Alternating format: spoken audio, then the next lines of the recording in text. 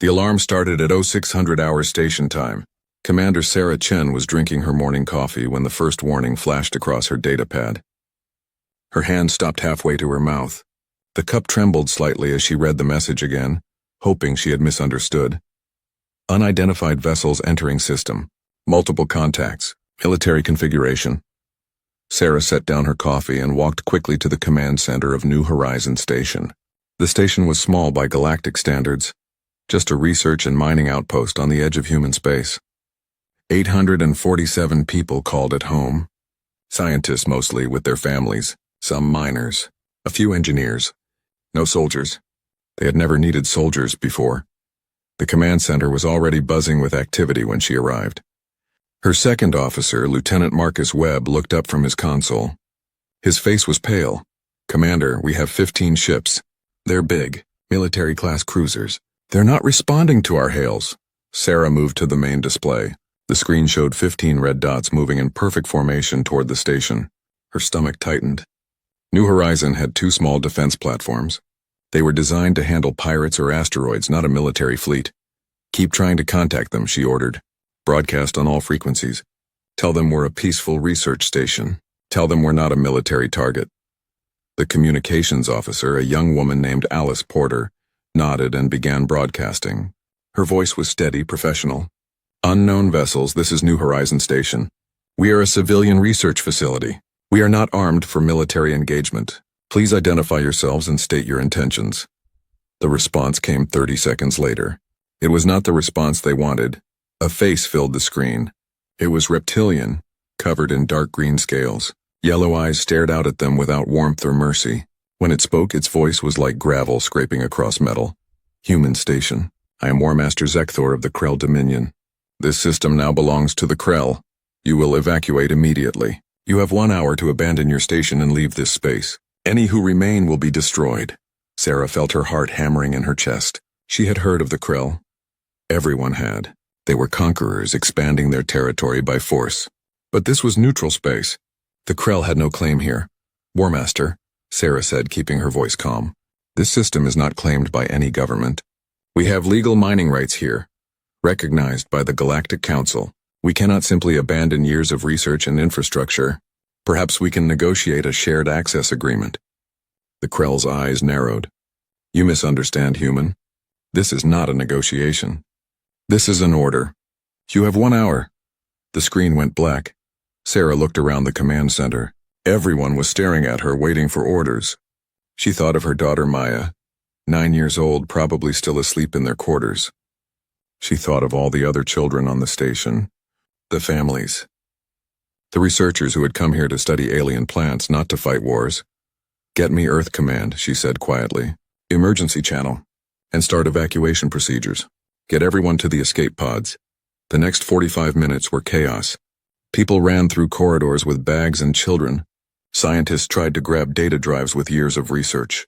Engineers worked frantically to prepare the escape pods. But there were not enough pods for everyone. New Horizon had been built for research, not for emergencies like this. Sarah stood in the command center watching the numbers. They had 20 escape pods. Each pod could hold 50 people if they packed in tight.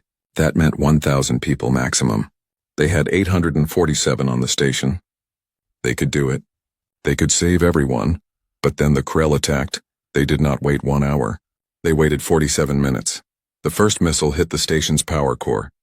The lights flickered and went out. Emergency power kicked in, bathing everything in red light. The station shook like a toy in a child's hand. Sarah grabbed the edge of her console to keep from falling. "They're firing," Marcus shouted. "All platforms. They're targeting the escape pods." Sarah's blood went cold. "What?" "They're shooting the escape pods as they launch. 3 pods destroyed already. 4, 5. On the screen, Sarah watched in horror as small dots representing escape pods vanished one by one. Each dot was 50 people, 50 lives. "Gone in a flash of light. Evasive pattern," she ordered. "Launch all remaining pods at once. Scatter them." But it was too late. The Krell had positioned ships around the station. They had firing solutions on every launch vector. Pod after pod launched into space and was immediately destroyed by Krell weapons fire. Sarah watched the counter drop. 16 pods launched, 15 destroyed. 17 launched. 16 destroyed. The station was coming apart around them. Another explosion rocked the deck. Sarah heard screaming from somewhere down the corridor. The air was filling with smoke. Pod 19 away. Alice called out. Pod 20 launching now. Sarah looked at the screen. Pod 19 was somehow still there, still moving. It was using debris from the station as cover, hiding in the expanding cloud of wreckage. The Krell ships were firing, but the pod was small and fast. It was getting away, but Pod 20 was not as lucky. It launched straight into a Krell firing line. Sarah watched it explode silently on the screen. Pod 19 is away, Marcus said. There was desperate hope in his voice. They made it to jump distance. They're going to FTL. Sarah felt a tiny spark of relief. One pod, 50 people saved. It was not enough. It was nowhere near enough, but it was something. Then the main screen exploded in sparks. Sarah threw up her arm to protect her face. When she looked again, the screen was dark. The station lurched violently to one side. She heard the terrible sound of metal tearing. Hull breach, someone screamed. Multiple breaches. Sections 7 through 12 venting atmosphere. Sarah grabbed her communicator. All hands, this is the commander. Get to emergency shelters now. Seal all. The words died in her throat as she saw something on her console. A schematic of the station. The residential section. Maya's room. It was red. Venting atmosphere. Maya, she whispered. She ran. She ran through corridors filling with smoke and debris. She ran past people trapped behind sealed doors, beating on the windows, screaming for help. She ran past fires and exposed wiring and bodies floating in zero gravity. She ran toward the residential section, toward her daughter. But she never made it. The corridor ahead exploded inward as a Krell missile tore through the station's hull. Sarah felt herself flying backward, tumbling through the air. Her head struck something hard. Darkness swallowed her vision. When she woke up, she was floating in space. Her emergency suit had deployed automatically, sealing around her body. She could breathe. But everything hurt. New Horizons Station was dying in front of her. It was twisted metal and fire now. No longer recognizable as the place she had called home for 3 years. Krell ships circled it like sharks, firing again and again into the wreckage. Sarah's communicator crackled to life. Anyone, this is Pod 19, any survivors, please respond. She fumbled for the transmit button. This is Commander Chen, she said. Her voice sounded strange in her own ears, distant and broken. I'm here. I'm alive. Commander! Thank God. We're coming back for survivors. No! Sarah's voice was sharp, urgent. No, you have to run. You have to get to Earth. You have to tell them what happened here. Promise me. Promise me you'll tell them. There was a long pause. Commander, your daughter, Maya, is on our pod. She made it. She's safe. Sarah closed her eyes. Tears floated away from her face in tiny spheres. Maya was alive. One thing saved from all this death. Then you definitely run, Sarah said softly. You keep her safe.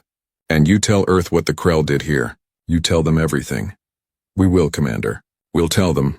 The communication went silent. Sarah watched as Pod 19's drive signature flared and then vanished. They were away. They were safe. 12 people out of 847. Sarah floated in the darkness, watching her station burn. She thought about Maya, about holding her daughter one last time. She thought about all the people she had failed to save. She thought about the Krell War Master and his yellow eyes. Something appeared in front of her. A Krell soldier in a spacesuit holding a weapon. It pointed the weapon at her chest. Sarah looked into its eyes. She did not beg. She did not cry. She straightened her spine and met its gaze. You have made a mistake, she said clearly. Earth will come for you. And when they do, you will understand what it means to wake a sleeping dragon. The Krell tilted its head as if amused. Then it fired. Sarah Chen's last thought was of her daughter, racing toward Earth with the truth. Far away on the Krell flagship, War Master Zekthor watched the destruction of New Horizons Station with satisfaction. The station was gone. The humans were dead. A message had been sent to all species who might question Krell expansion. He ordered his communications officer to broadcast the footage across known space. Let everyone see what happened to those who stood in the way of the Krell Dominion. Shall we continue to the next human outpost? His first officer asked. Zekthor considered. They had ammunition and supplies for several more attacks. The humans had other stations in this region, all lightly defended. But something made him pause. A small instinct, a warrior's sense. The humans had fought strangely. Not like warriors, but like desperate parents protecting children. And that one human, the commander in the spacesuit, her final words. Zekthor dismissed the thought. Humans were weak. They were talkers, diplomats, explorers. Not warriors. They would protest to the Galactic Council. They would make speeches. But they would not fight. They had never shown the will for real war. No, he decided. We return to Krell space. This victory is sufficient. Let the humans see what we have done in despair. The Krell fleet turned and began the long journey home. Behind them, New Horizons Station was nothing but debris and corpses. 3 days later, Pod 19 arrived at Earth. Maya Chen was carried off by medical personnel, small and traumatized and clutching a stuffed animal. Behind her, the survivors told their story to anyone who would listen. They told about the Krell attacking without warning. They told about the systematic destruction of escape pods. They told about 835 people murdered in cold blood. They told about Commander Sarah Chen's final message. Earth listened, and Earth was silent. Across human space, news of the massacre spread like wildfire. The Galactic Council sent messages offering condolences and calling for restraint. Other species urged diplomatic solutions, negotiations, perhaps reparations. Earth did not respond. Earth closed all communication channels. Earth went dark. In the Terran Defense Fleet headquarters, Admiral Marcus Cross stood before a large window looking out at the blue Earth below. On his desk was a datapad showing the faces of New Horizons Station's crew. 847 faces, most of them smiling, many of them children. His aide entered the room. Admiral, the Council is convening. What are your orders? Admiral Cross did not turn from the window. When he spoke, his voice was quiet, cold, and absolutely certain. Send a message to all fleet commanders. Full recall. Every ship. Every weapon. Everything we have. Sir, what shall I tell the Galactic Council? Admiral Cross finally turned. His eyes were hard as steel. Tell them Earth is busy. Tell them we'll talk when we're finished. Finished with what, sir? The Admiral looked back at the datapad. At all those faces. At all those children who would never grow up. Finished demonstrating that there are consequences for massacring our people. The aide swallowed hard. Should I draft a diplomatic protest to the Krell? No, Admiral Cross said. No protests. No warnings. No negotiations. He picked up the datapad and held it tight. They wanted to send a message. Now it's our turn. Prepare Protocol Nightfall. The aide's face went pale. Protocol Nightfall. The worst-case scenario. The plan that was never supposed to be used. Sir, are you certain? Admiral Cross looked at the pictures one more time. Then he set down the datapad and straightened his uniform. They killed our children, he said simply. What else is there to be certain about? The Terran Council chamber had never been so quiet. 200 representatives sat in their seats watching the screen at the front of the room. On that screen, a small girl with dark hair was crying. Maya Chen was 9 years old. Her clothes were torn. Her face was dirty with ash and dried blood. Someone had wrapped a blanket around her shoulders, but she was still shaking. A counselor sat beside her, holding her hand. The interviewer spoke gently. Maya, can you tell us what happened? Take your time. Maya wiped her nose with the blanket. The alarms went off. Mommy told me to get my emergency bag and go to the escape pods. She said she had to help other people first. She promised she would meet me there. And did you make it to the pods? Yes. A nice man carried me because I was scared. His name was Dr. Patterson. He studied plants. He liked to show me pictures of alien flowers. Maya's voice got very small. He went back to help more people. I don't know if he made it. He had not made it. Dr. James Patterson was on the list of the dead. What happened in the pod, Maya? We launched. But there were explosions everywhere. People were screaming. I saw other pods blow up through the window.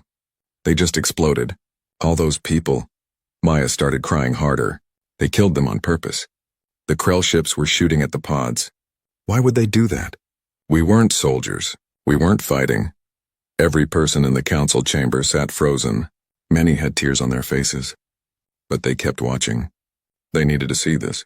All of humanity needed to see this. Did you see your mother again? The interviewer asked softly. Maya shook her head. No, she called on the radio. She said she loved me. She said to be brave. She said, the little girl's voice broke. She said Earth would come for us. She said Earth would make it right. The video ended. The screen went dark. For a long moment, no one in the council chamber spoke. Then the Secretary General stood up. His name was David Okonkwo, and he had led the United Earth government for 15 years. He was known for his calm, for his diplomacy, for always finding peaceful solutions. Today, his face was carved from stone. "You have all seen the evidence," he said. 835 human beings murdered. Not in battle. Not in war. They were researchers, engineers, families. They asked to negotiate. They tried to evacuate. The Krell shot them down as they fled. He paused, looking around the chamber. "The Galactic Council has sent messages urging restraint. They say we should seek diplomatic solutions. They remind us that violence only breeds more violence. They say we should be better than our enemies." Secretary General Okonkwo's hands gripped the podium. "But I ask you, representatives of Earth, what kind of people would we be if we allowed the murder of our children to go unanswered? What message would we send to every aggressive species in the galaxy? That humans can be killed without consequence? That our loved ones are acceptable losses in someone else's expansion?" A representative from the North American Union stood. "Secretary General, no one wants to ignore this atrocity.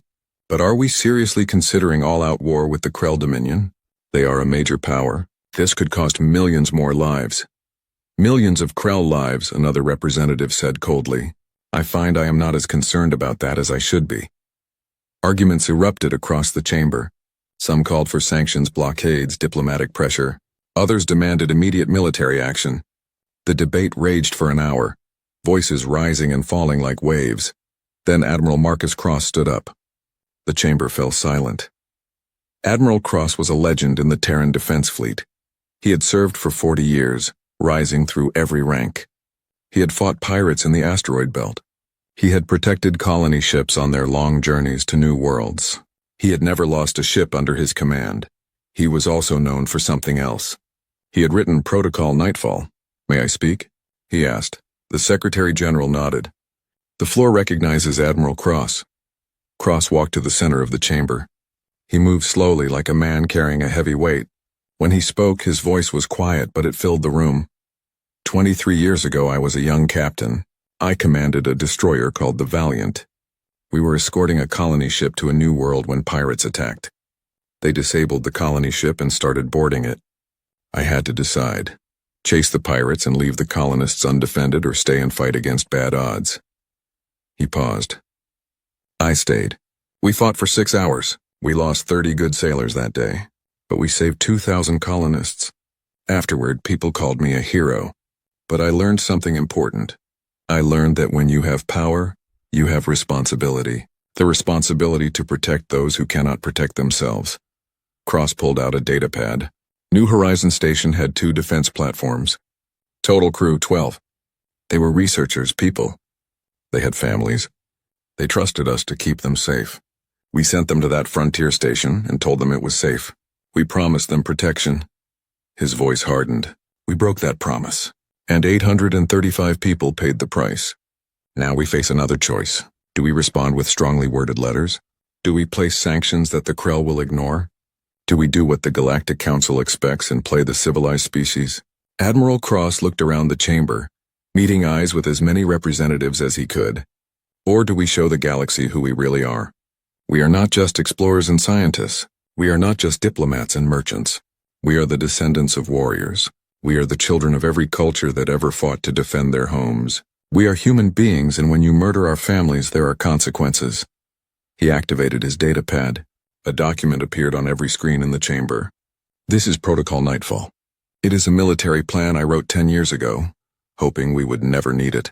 It outlines a complete military response to an existential threat against humanity. It requires full mobilization of our fleet. It requires the suspension of normal military engagement rules. And it requires the elimination of any threat that demonstrates the intent to genocide our species. A representative from the Asian coalition stood up. Admiral, are you suggesting we genocide the Krell in return? No, Cross said firmly. I am suggesting we remove their ability to threaten us ever again. The Krell government ordered this attack.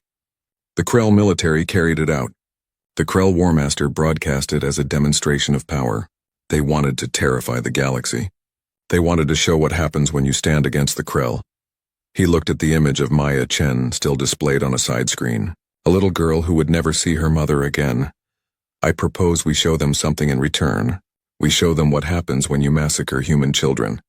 We show them that Earth does not forget, Earth does not forgive, and Earth will travel any distance to bring justice to those who harm our people. Justice or revenge? Someone asked. Is there a difference? Cross replied. When someone murders your family, is it wrong to demand they face consequences? The Galactic Council wants us to be patient, to be understanding, but the galaxy is watching. If we do nothing, how long before another species decides humans are easy targets? How long before our colonies start vanishing one by one? Secretary General Okonkwo raised his hand for silence. Admiral Cross, if we approve Protocol Nightfall, what exactly are you proposing? Cross's face was grim. We assemble the fleet. Every ship we have. We travel to Krell space. We demand the immediate surrender of War Master Zekthor and every officer involved in the New Horizon massacre. If they refuse, we eliminate the Krell government's ability to wage war. We destroy their fleet. We destroy their military infrastructure. We destroy their homeworld's ability to threaten anyone ever again. That could mean billions of casualties, a representative whispered. New Horizon had 847 people, Cross said. Do you know how many other human stations are on the frontier? 47. That is 40,000 more people who are wondering if they are next. How many of them need to die before we act? What number is acceptable? He looked at Secretary General Okonkwo. Sir, with your permission, I would like to show the Council what the Krell broadcast after they destroyed New Horizon. Okonkwo nodded, his face troubled. Show them. The screen changed. War Master Zekthor appeared, standing on the bridge of his flagship. Behind him, New Horizon Station burned. He was smiling. Let this be a lesson to all who would resist the Krell Dominion, Zekthor said in his gravelly voice. We do not negotiate. We do not compromise. We take what we want and we destroy those who stand in our way. The humans thought their stations were safe in neutral space. They were wrong. No one is safe from Krell power. The camera panned to show Krell soldiers celebrating, raising their weapons in triumph. In the background, human bodies floated in space. The Krell had broadcast this to every government in the galaxy. The screen went dark again. The council chamber was absolutely silent. Secretary General Okonkwo stood up. His face was no longer troubled. It was decided. We will vote, he said. The motion before us is to approve Protocol Nightfall and authorize Admiral Cross to take whatever military action he deems necessary to respond to the New Horizon massacre. All in favor? Hands rose across the chamber. Not slowly, not reluctantly. They rose like a wave, like a tide, like the righteous anger of a species that had been pushed too far. The Secretary General counted. His voice was steady. 187 in favor, 13 against. The motion passes. He looked at Admiral Cross. Admiral, you have your authorization. You have the full resources of the Terran Defense Fleet. You have no restrictions on engagement. Do what must be done. Admiral Cross saluted. Yes, sir. I will need 3 weeks to assemble the fleet and plot the course to Krell space. 3 weeks, Okonkwo repeated. Admiral, the Galactic Council will protest. They may threaten sanctions against us. Let them, Cross said. We have tried to be good galactic citizens. We have followed their laws, respected their territories, solved disputes through their courts. And where did it get us? Our people were murdered, and the Council sends letters of concern. He turned to address the entire chamber. Starting today, Earth protects Earth. We will honor our alliances. We will respect peaceful neighbors, but we will never again wait for permission to defend our people. The age of human patience is over. Over the next 3 weeks, something happened that the galaxy had never seen before. Every human ship from every corner of known space turned and began moving toward Earth. Trading vessels, science ships, colony transports, and most importantly, every single warship in the Terran Defense Fleet. The fleet that assembled was staggering. 200 warships from small destroyers to massive battleships, each ship armed with the best weapons humanity could build. Each ship crewed by men and women who had lost friends or knew someone who had lost family at New Horizon. The flagship was named Retribution. Admiral Cross moved his command staff aboard and prepared for the longest military operation in human history. Other species watched the gathering with growing alarm. The Galactic Council sent message after message. begging Earth to reconsider, to negotiate, to show restraint. Earth responded with a single message: "We are done talking." The council representatives panicked. They contacted the Krell Dominion, urging them to apologize, to surrender the officers responsible, to make reparations. Surely the Krell could see what was coming. Surely they would avoid war with a species as numerous and technologically advanced as humanity. War Master Zekthor laughed at their messages. "Let the humans come," he said. "We have destroyed their station, and what did they do? They had meetings. They made speeches. Now they threaten to send ships. Let them try. We have 5,000 warships. The humans have 200. We will crush them and add their worlds to our empire." The Krell began mobilizing their own fleet. They fortified their homeworld. They prepared for what they assumed would be an easy victory.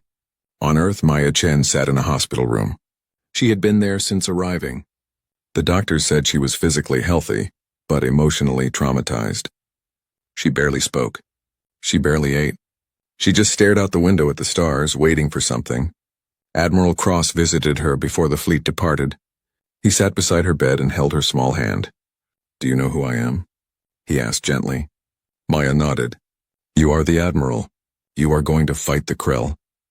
"Yes, we are going to make them answer for what they did. For your mother. For everyone on New Horizon." Maya looked up at him with eyes that seemed too old for her face. "My mother said Earth would come." She was right. She was, Cross agreed. "Your mother was very brave. She stayed to help people even when she knew it was dangerous.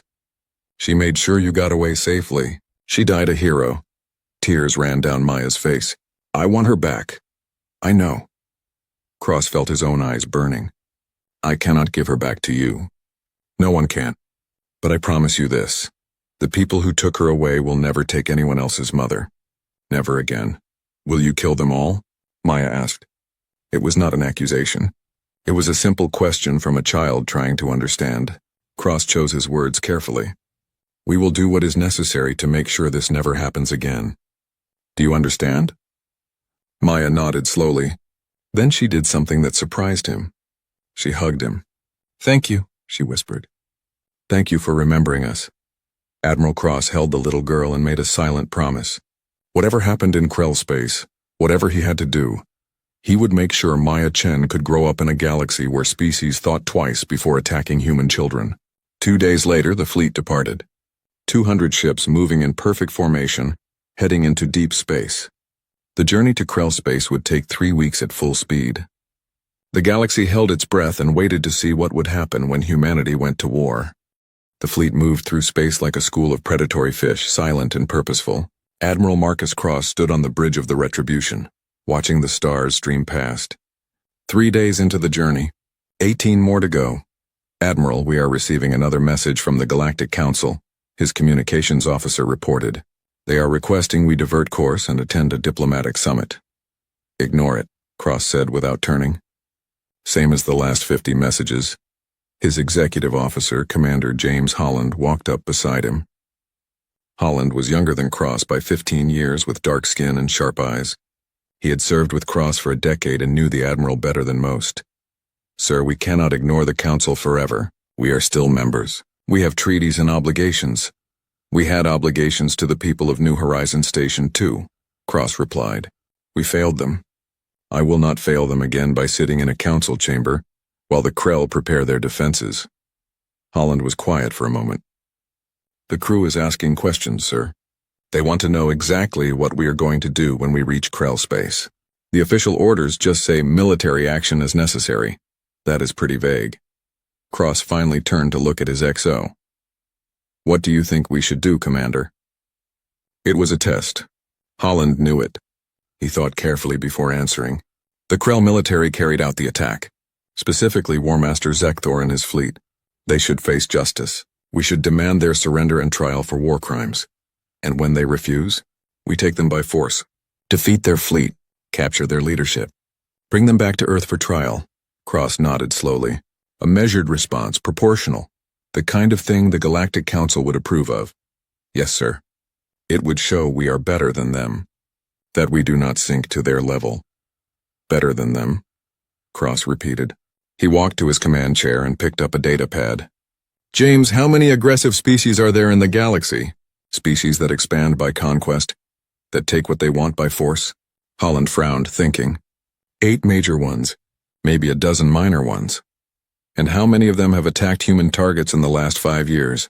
3 major ones. 5 minor ones. Holland saw where this was going. His frown deepened. 8 attacks, Cross said. 43 human lives lost before New Horizon. Pirates, raiders, accidents that were not accidents. And each time we did what the council wanted. We filed complaints. We attended hearings. We accepted apologies and promises that it would not happen again. And then it happened again. He handed the datapad to Holland. These are intelligence reports from before New Horizon. The Krell were planning more attacks. They had identified 7 more human stations as targets. After New Horizon was destroyed and we did nothing, they were going to hit all 7 within a month. Holland read the reports, his face growing darker. These are confirmed? Confirmed. Our intelligence people intercepted Krell military communications. Zekthor called New Horizon a test. He wanted to see how humans would respond to a massacre of civilians. If we did nothing, he planned to take all our frontier stations. Eventually, he wanted to attack the colonies themselves. Cross took back the datapad. So I ask you again, Commander. What should we do? Be better than them? Show restraint? Or make absolutely certain that the Krell never threaten a human life again? Holland was silent for a long moment. When he spoke, his voice was troubled. What you are describing sounds like extermination, sir. Genocide. Are we really willing to become that? Are we willing to let our people be slaughtered because we are afraid of what we might become? Cross shot back. James, I am not talking about killing every Krell in the galaxy, but I am talking about sending a message so loud, so clear, that no species will ever again think humans are easy targets. By destroying their homeworld. It was not a question. Holland had figured it out. Cross did not deny it. Krell Prime is their heart, their capital, their military headquarters. If we destroy it, we cut off the head of their empire. The rest will fall apart. Other Krell colonies will have to focus on their own survival instead of conquering their neighbors. And the billions of civilians on that planet? Holland asked quietly. We'll have time to evacuate if they are smart, Cross said. I am not a monster, James. I am not going to order the genocide of a species. But I am going to make sure that when this fleet returns home, humanity never has to do this again. Fear works, Commander. Diplomacy has failed us. Restraint has failed us. Maybe fear will succeed. Holland looked down at his boots. My daughter is 7 years old, sir. Same age as Maya Chen. When she asks me what I did in this war, what do I tell her? That Daddy helped destroy a planet? You tell her you made the galaxy safer for her, Cross said firmly. You tell her that sometimes protecting the innocent requires hard choices. You tell her that you did what you had to do so she could grow up without fear. I hope you are right, sir. I really do. The fleet continued its journey through space. They passed through the territory of the Nexian Confederacy, a loose alliance of peaceful species. The Nexians sent messages asking about the fleet's destination. They received no answer. Nexian ships followed the human fleet at a distance, reporting its movements to the Galactic Council. On day 7, they entered Vorlan space. The Vorlans were a crystalline species, neither aggressive nor particularly friendly to humans. Their ships approached the fleet with weapons ready. Human fleet, you are entering Vorlan territory, came the transmission. State your purpose or be fired upon. For the first time in a week, Admiral Cross responded to an outside communication. This is Admiral Cross of the Terran Defense Fleet. We are exercising our right of innocent passage through your space. We have no hostile intent toward Vorlan. We will not stop, we will not deviate from our course, and we will not slow down. Anyone who attempts to interfere will be considered hostile. There was a long pause. The Vorlan ships held their position, their weapons tracking the human fleet. 200 human warships against 15 Vorlan patrol craft. The mathematics were simple. You are traveling toward Krell space, the Vorlan commander said. This is an act of war. The Galactic Council has ordered you to stop. The Galactic Council did not see their children murdered, Cross replied coldly. Vorlan, I am giving you a choice. You can let us pass peacefully or you can try to stop us. Choose wisely. The Vorlan ships moved aside. The human fleet passed through without slowing. Behind them, the Vorlan commander sent an urgent message to the Council. The humans are not stopping. They are not listening. Whatever you plan to do, do it fast. These are not diplomats. These are warriors and they are angry. But the Council had no plan. How do you stop 200 warships from a species that had always been peaceful, always been reasonable? They had no answer. On day 12, the fleet passed near the hegemony, a large empire of insectoid beings. The hegemony had never attacked humans, but they had never helped them either. They were neutral, interested only in trade and profit. A hegemony delegation contacted the fleet. Admiral Cross, we understand you are upset about New Horizon. We can offer our services as mediators. We have connections with the Krell. We can negotiate reparations, even the surrender of the officers involved. There is no need for war. Cross almost laughed. Tell me, does the hegemony trade with the Krell? Yes, we have extensive trade agreements. Then you are profiting from their conquests. You buy the resources they steal from destroyed civilizations. You enable their expansion. And now you want to protect them from consequences? We are only offering to help. Help? Cross's voice went hard as iron. Where was your help when New Horizon was under attack? Where was your help when Krell ships were shooting down escape pods full of children? You want to help? Stay out of our way. The hegemony ships pulled back. Their delegation sent worried reports to their government. The humans are not the species we knew. Something has changed. They are not interested in talk. They only want blood. Aboard the Retribution, crew members went about their duties with grim efficiency. Everyone knew what was coming. Everyone had volunteered to be here. Many had personal reasons. Lieutenant Sarah Kim had a cousin on New Horizon. Engineer Marcus Chen was Maya's uncle. Tactical Officer Roberto Santos had friends who died in previous Krell raids. Every person on every ship had lost someone or knew someone who had lost someone. They gathered in mess halls during off hours, talking quietly. Some were nervous. Some were eager. All were determined. Commander Holland moved among them, listening, observing. He found a young ensign, barely 20 years old, staring at a photo on his datapad. Who is that? Holland asked gently. The ensign looked up, startled. My sister, Sir Emily. She was a botanist on New Horizon. She was 23. Holland sat down beside him. I am sorry for your loss. Thank you, sir. The ensign was quiet for a moment. Sir, can I ask you something? What we are about to do? Is it right? I want the Krell to pay for what they did, but I keep thinking about their families, their children. Are we about to become the monsters? Holland had been asking himself the same question for 12 days. I do not know, he admitted. I think maybe there are no good choices here. Only necessary ones. Is revenge necessary?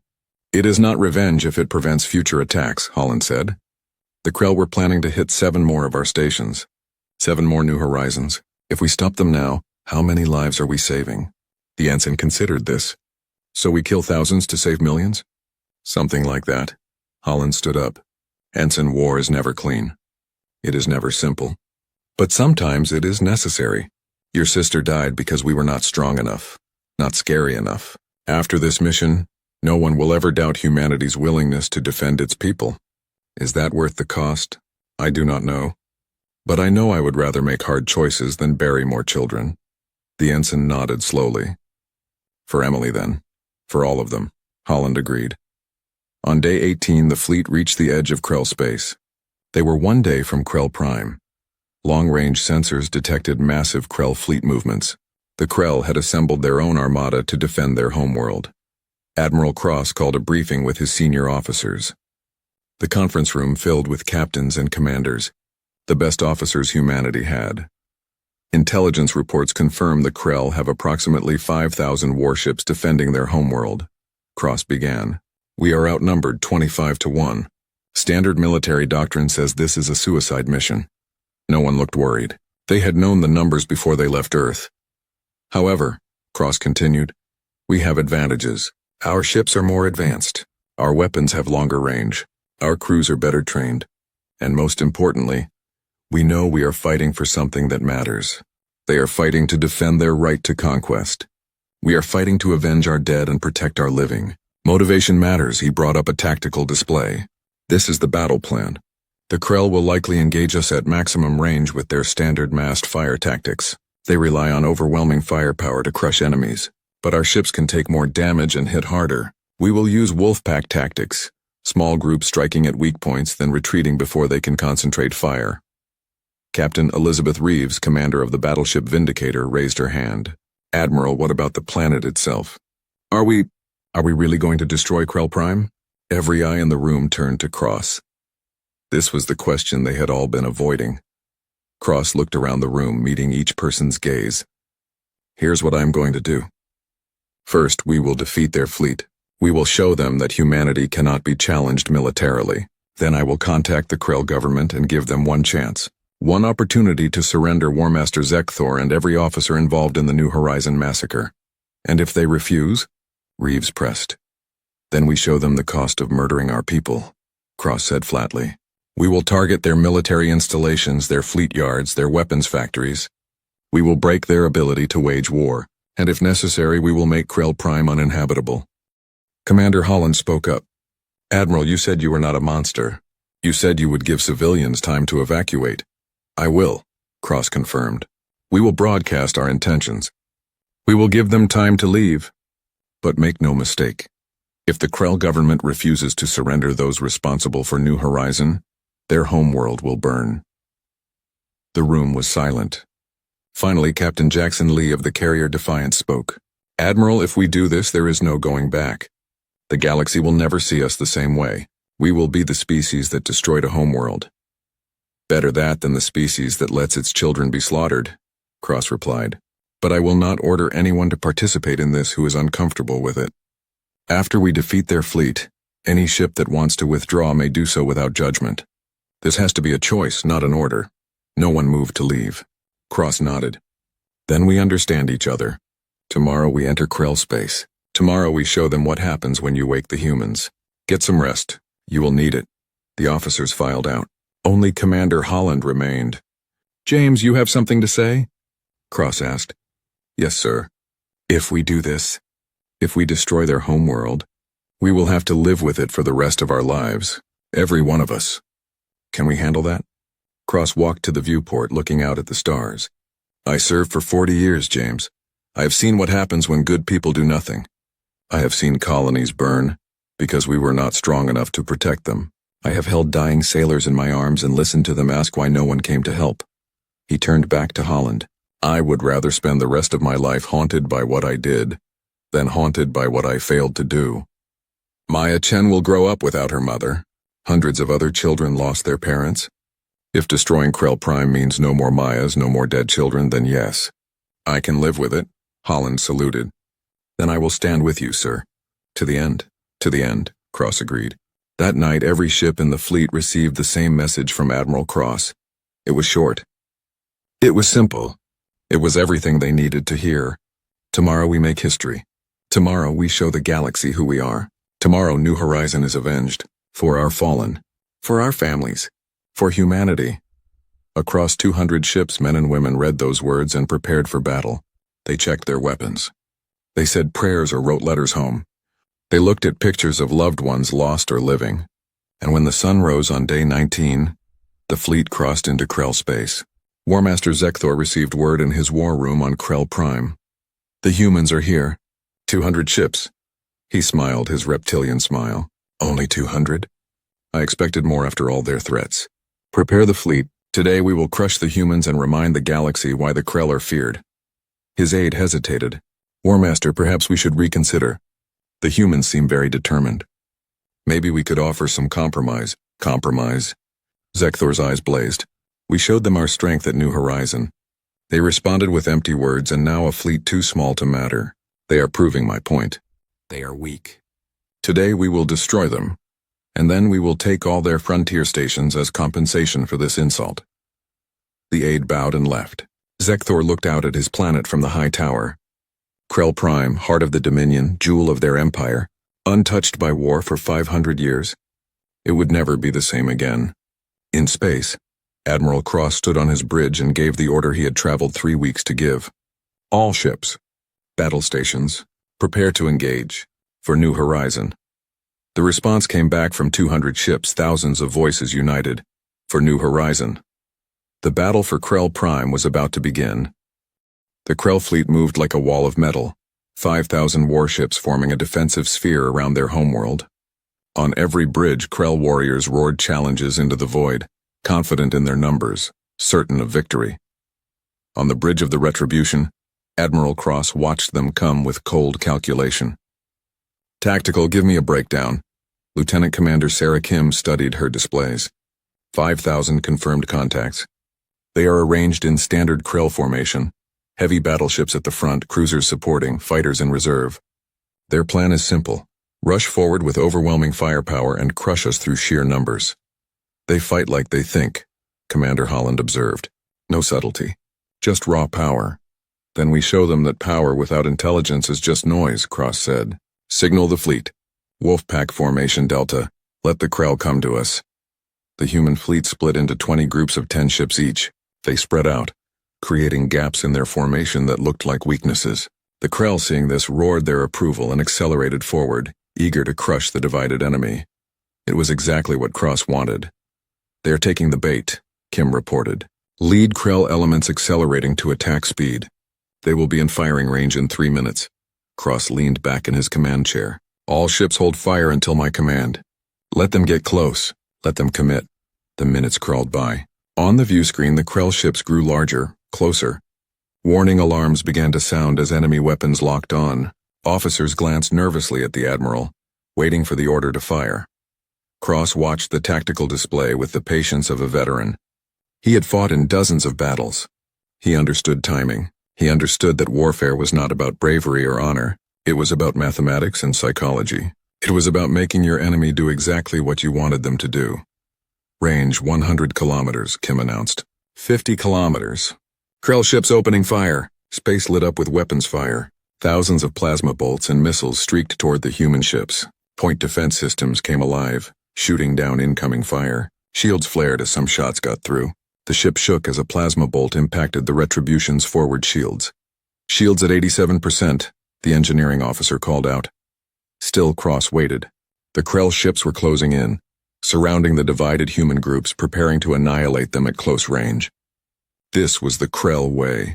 Get close, overwhelm with firepower, watch your enemies burn. They had no idea what was coming. Now, Cross said quietly, all ships execute Alpha Strike. The human fleet opened fire.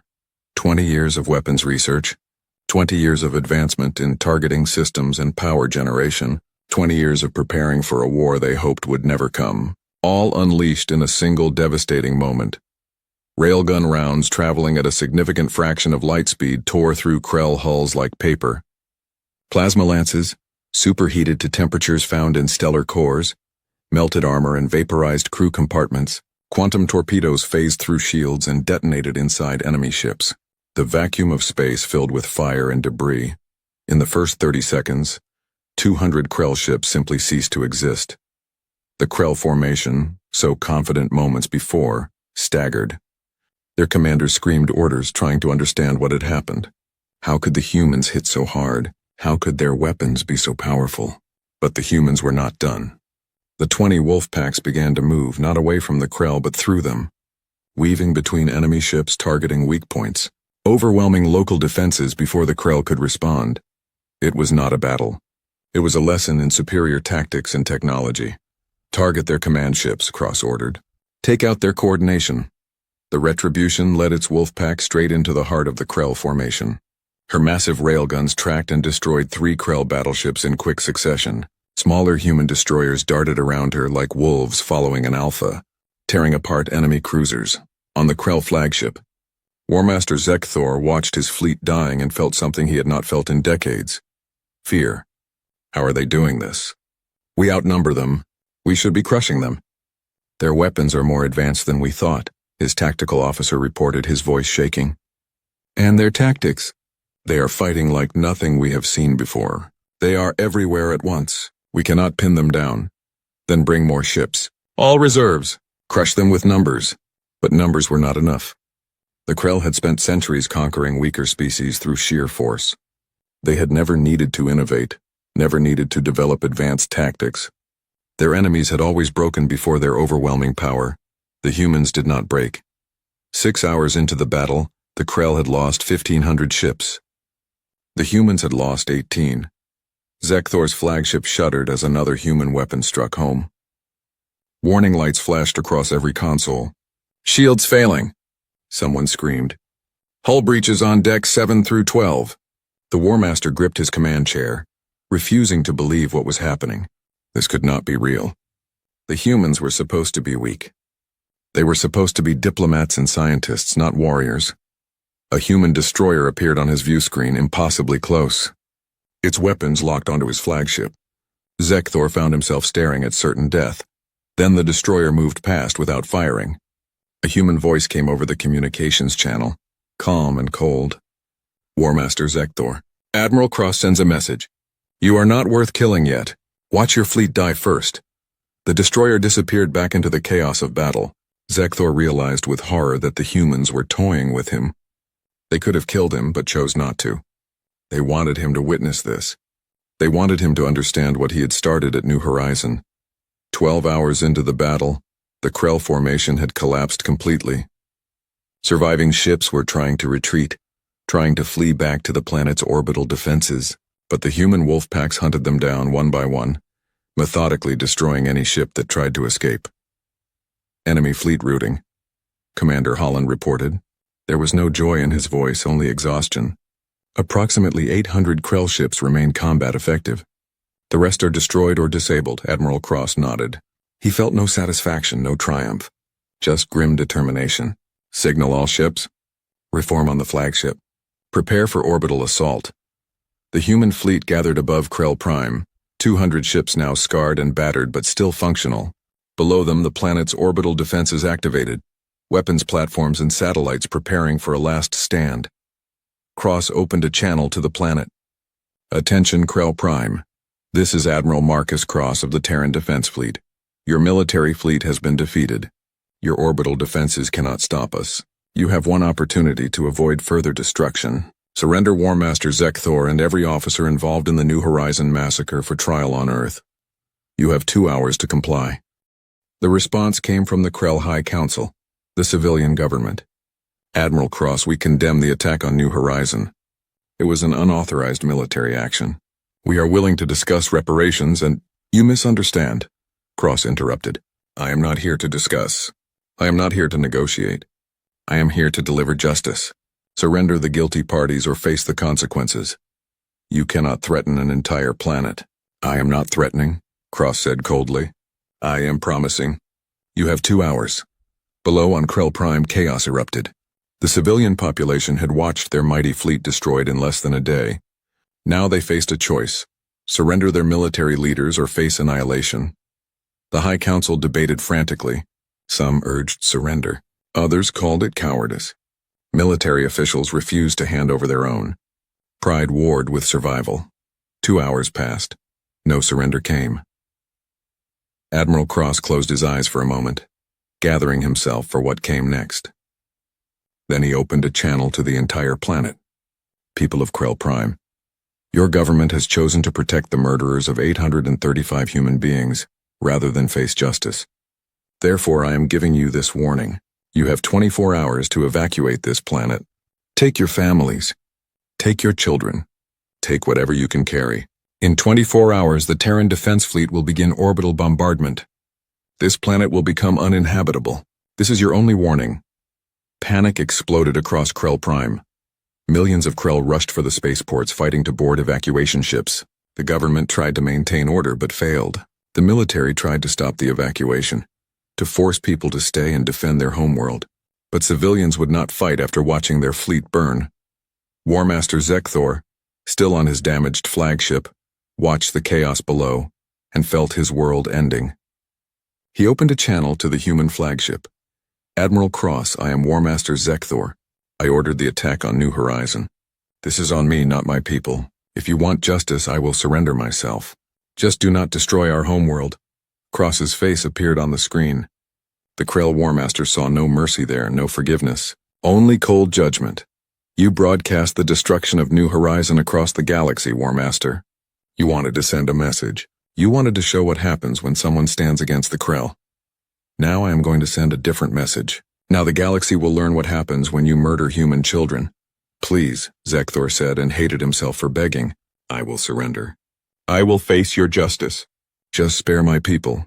I am sparing your people, Cross replied. I gave them 24 hours to evacuate. That is more mercy than you showed New Horizon. They had 47 minutes and you shot down their escape pods. Your civilians have an entire day and hundreds of ships. How many escape is up to them. You cannot do this. The Galactic Council will. The Galactic Council did nothing when you murdered our people, Cross said. Their opinion means nothing to me now. You wanted war, War Master. Congratulations, you found one. The transmission ended. Zekthor slumped in his command chair, watching his homeworld descend into chaos below. 24 hours passed. The evacuation was chaotic and incomplete. Millions of Krell managed to flee the planet on transport ships, but billions remained, either unable to find transport or refusing to abandon their home. Admiral Cross gave them an additional 6 hours.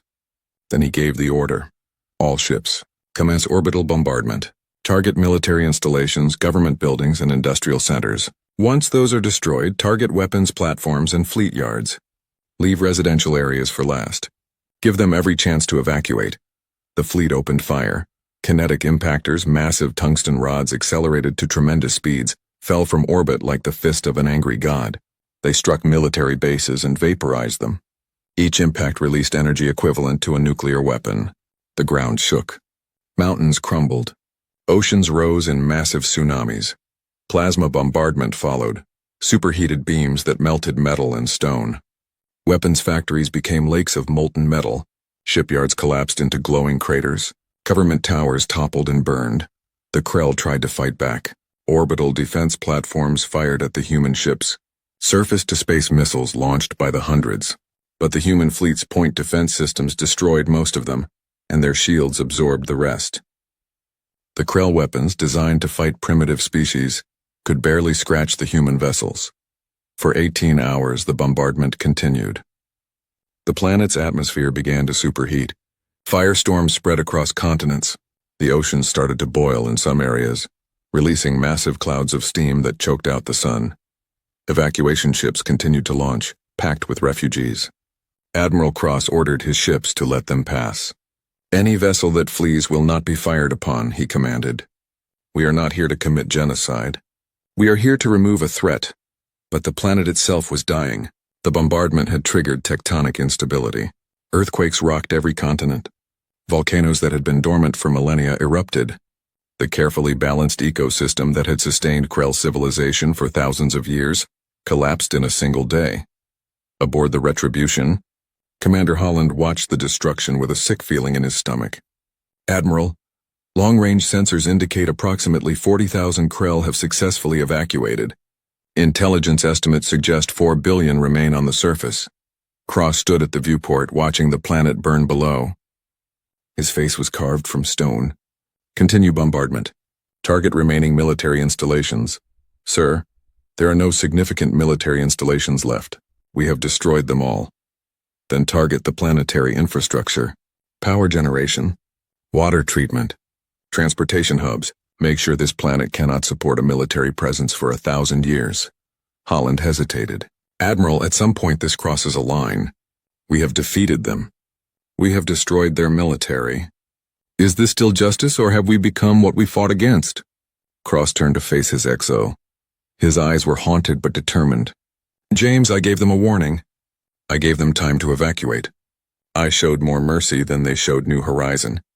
But I will not leave this planet capable of rebuilding their military and doing this to someone else in 10 years. This ends here. This ends now. And the civilians still down there? I regret every innocent life lost today, Cross said quietly. But I regret the lives lost at New Horizon more. I regret the children who died because we were not strong enough to deter aggression. I regret that we are here at all. But we are here, and I will finish this. The bombardment continued for another 6 hours. Finally, Admiral Cross called a halt. Ceasefire. All ships, a status report. Reports came in from across the fleet. 18 ships destroyed in the initial battle. Another 5 heavily damaged in the orbital bombardment. But 177 ships remained combat-capable. The mission was a tactical success. Below Krell Prime was a ruin.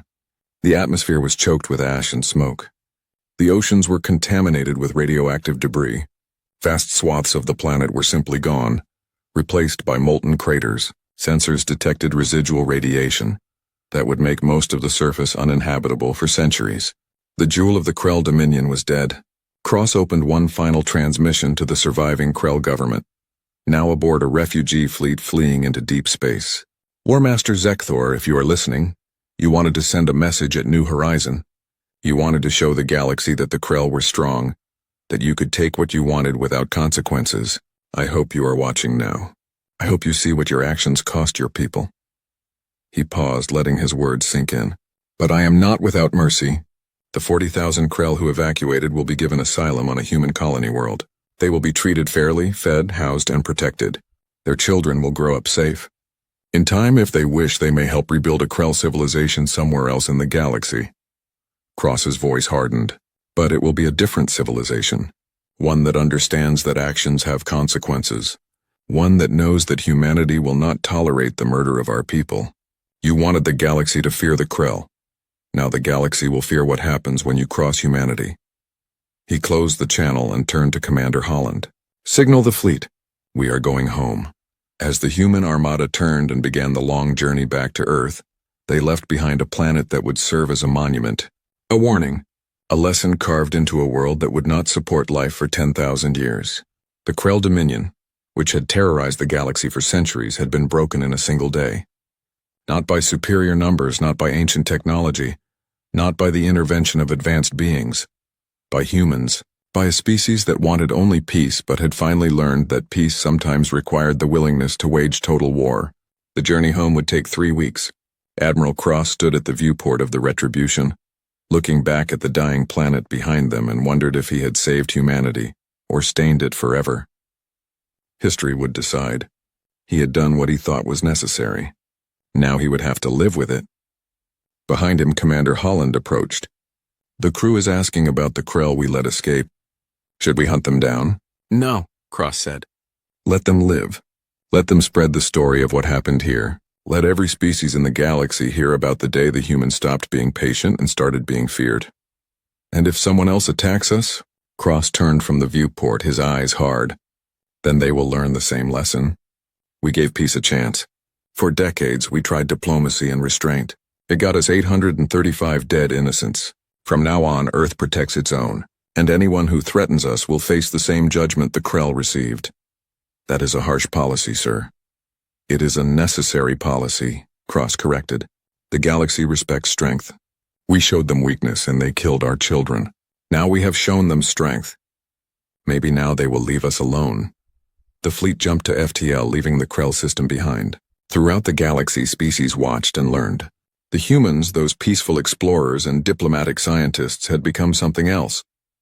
Something dangerous. Something to be respected, feared, and never ever provoked. On Earth, Maya Chen watched the news broadcasts with her counselor. She saw the images of Krell Prime, a planet reduced to fire and ash. She saw the numbers. Billions dead, a civilization broken. Is it over? She asked quietly. Yes, her counselor said. It is over. Maya nodded slowly. She thought about her mother, about Commander Sarah Chen's final words. Earth would come. Earth would make it right. They remembered, Maya whispered. They remembered us all. The counselor put an arm around the little girl's shoulders. They will never forget, Maya. None of us will ever forget. And across human space, in every colony and station, in every ship and outpost, a new understanding took hold. Humanity had changed. The age of patient diplomacy was over. The age of overwhelming response had begun. They had attacked a human outpost. Earth had silenced them by wiping out their homeworld, and the galaxy would never be the same. The Terran Defense Fleet arrived at Earth 32 days after leaving Krell space. They came home not to celebrations, but to silence. The entire planet seemed to be holding its breath, waiting to see what they had become.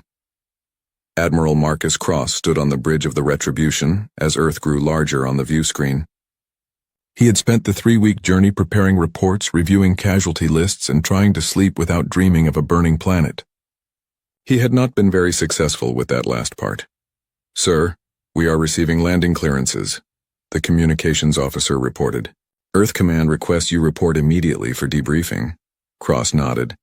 He had expected this. What he had done in Krell space would be analyzed, questioned, and judged by people who had not been there. People who had not watched the footage of escape pods being destroyed.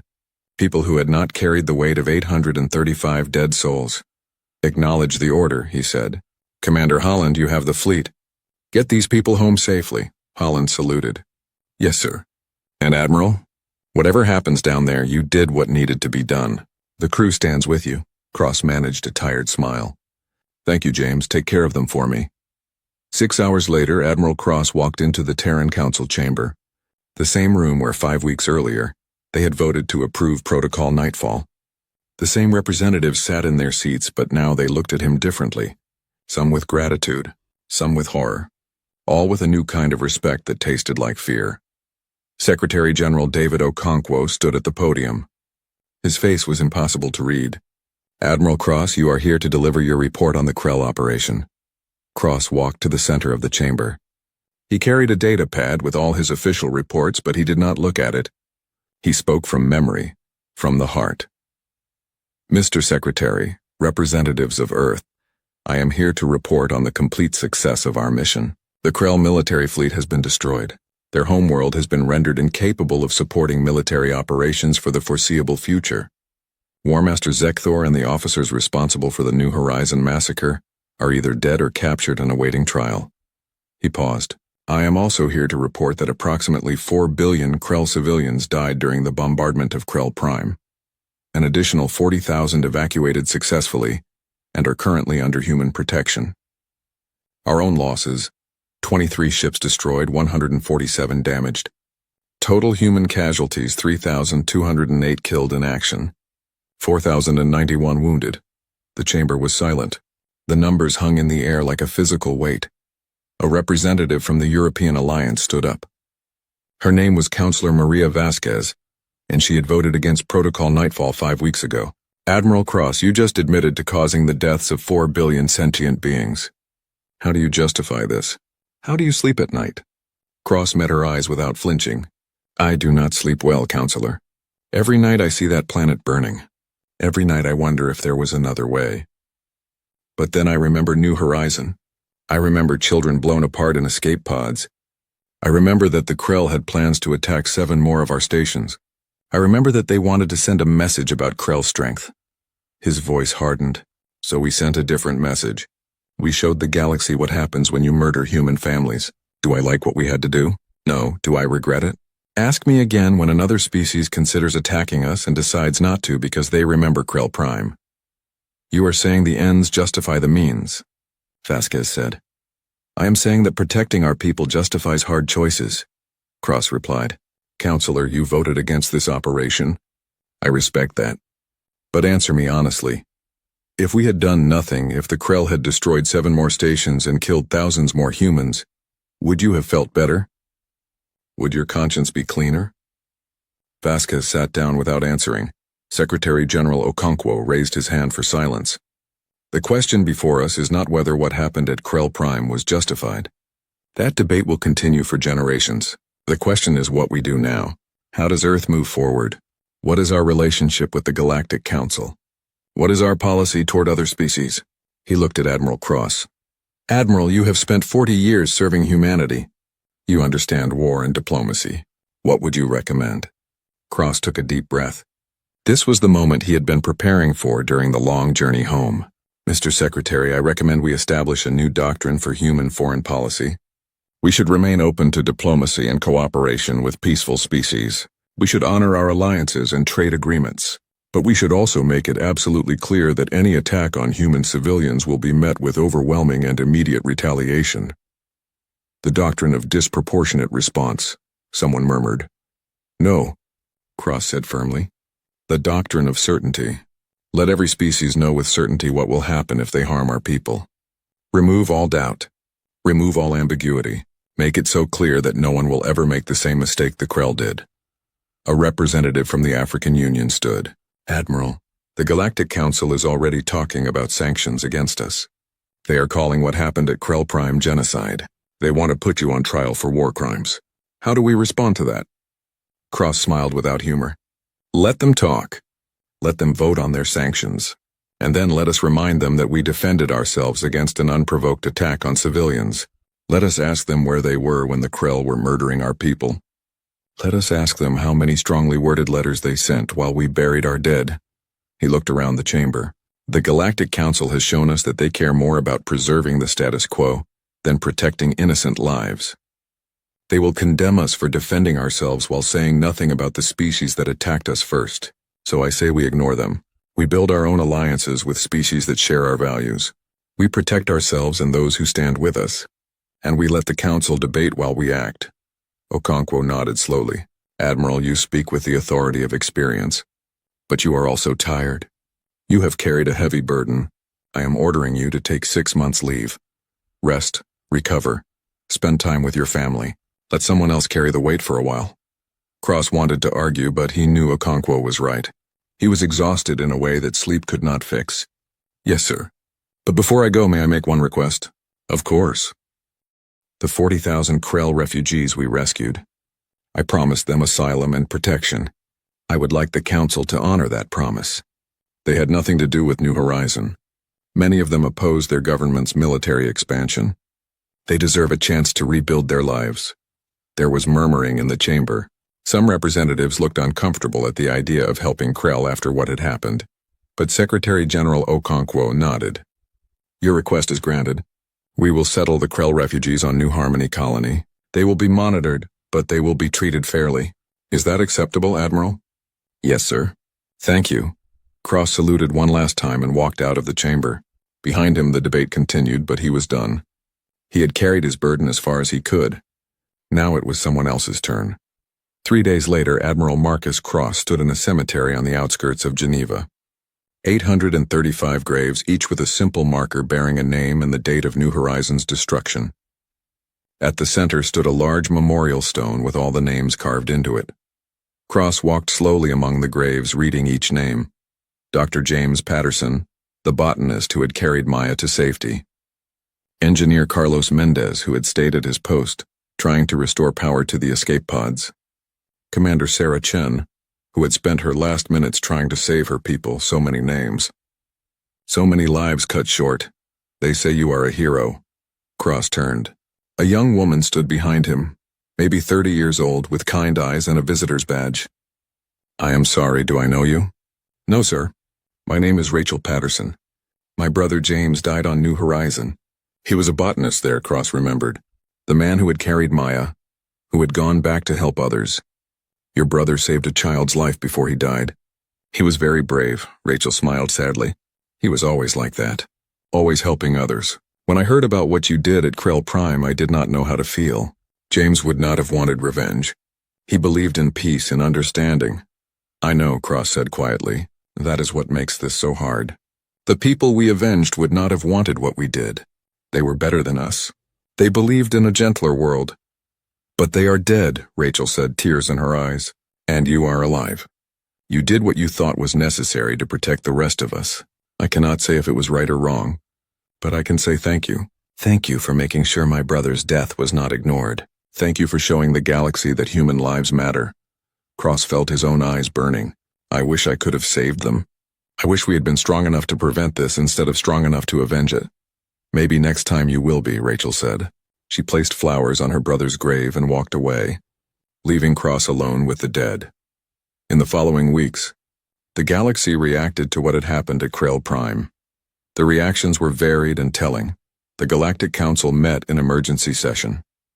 They debated sanctions against humanity for 2 weeks. In the end, they passed a resolution condemning the destruction of Krell Prime, but stopped short of actual penalties. No one wanted to risk angering the humans further. Several species that had been considering hostile actions against human targets quietly canceled their plans. Trade routes that had been dangerous suddenly became safe as pirates and raiders avoided any ship flying human colors. The Vorlon Confederacy, which had confronted the human fleet on its way to Krell space, sent a formal apology and a request for a mutual defense treaty. We wish to be your friends, not your enemies, their ambassador said. We have seen what happens to your enemies. The hegemony, the insectoid traders who had offered to mediate, suddenly became very generous in their trade agreements with humanity. Prices dropped. Terms became favorable. No one said it out loud, but everyone understood.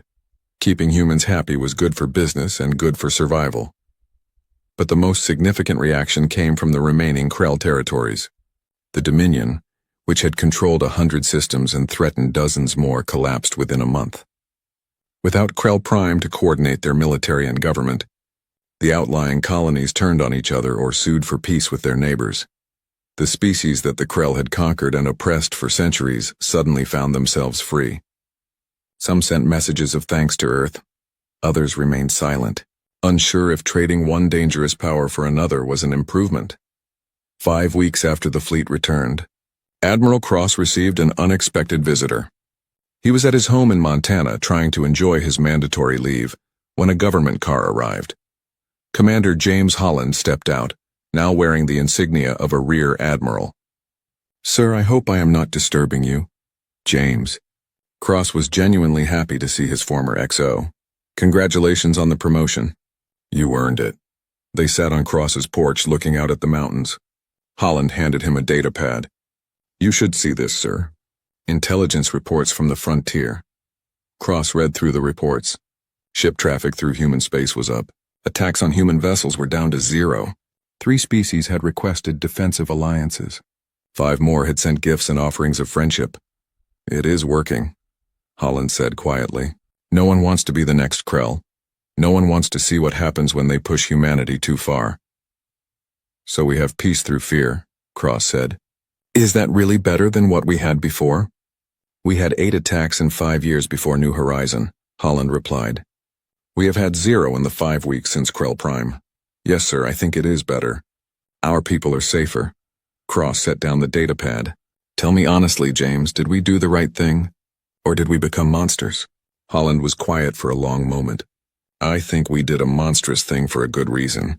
I think we will carry the weight of Krell Prime for the rest of our lives.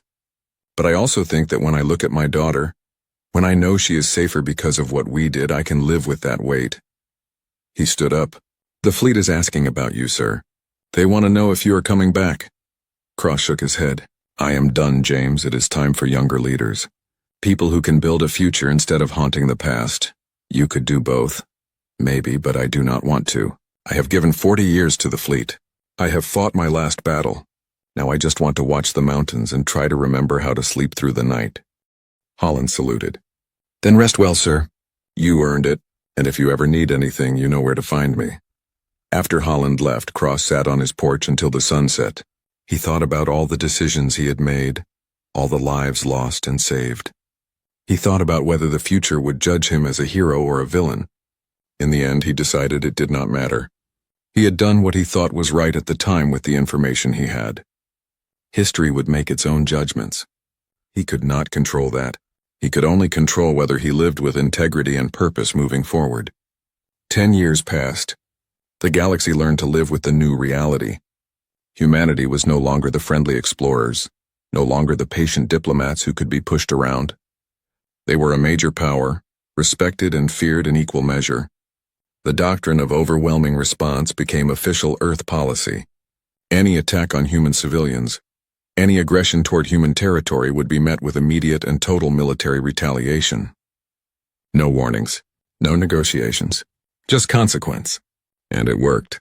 Human space became one of the safest regions in the galaxy. Species that wanted peace and trade found Earth to be a generous and reliable partner. Species that wanted conflict found other targets. The Krell refugees on New Harmony Colony had built a new community. They lived under human protection and governance, and they taught their children about the cost of aggressive expansion.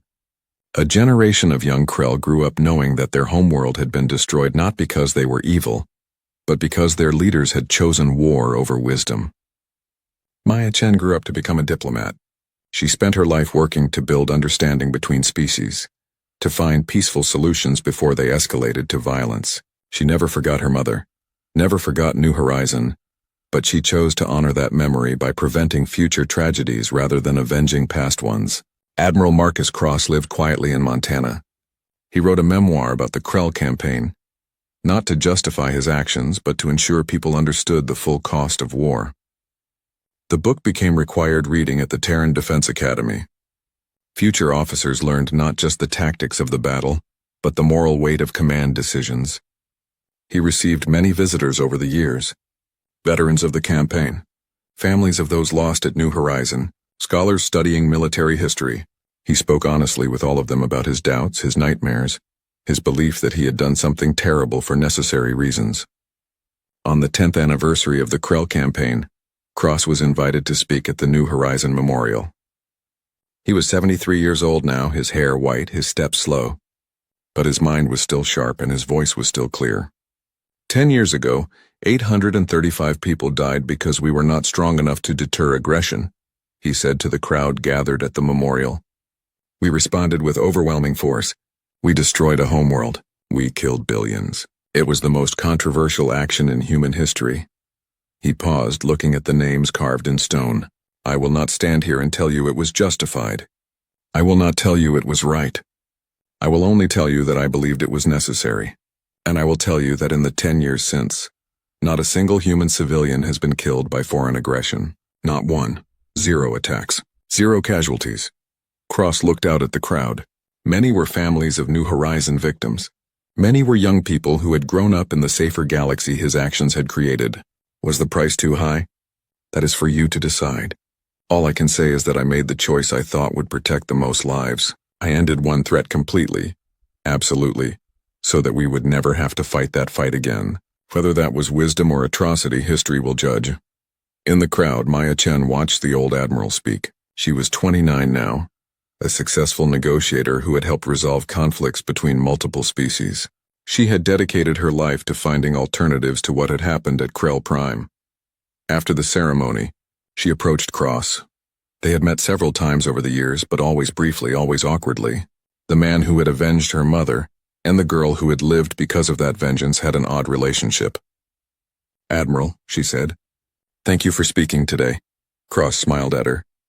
You have done well, Maya. Your mother would be proud. You have saved more lives through diplomacy than I ever did through war. Because of the deterrent you created, Maya pointed out. The species I negotiate with are willing to talk because they know what happens if they choose violence instead. We work together, Admiral. My way only works because of what you did. And I only did what I did because of what they did to people like your mother, Cross replied. It is all connected. Action and reaction. Cause and effect. The cycle of violence and peace. They stood together at the memorial looking at the names. After a moment, Maya asked the question she had wanted to ask for years.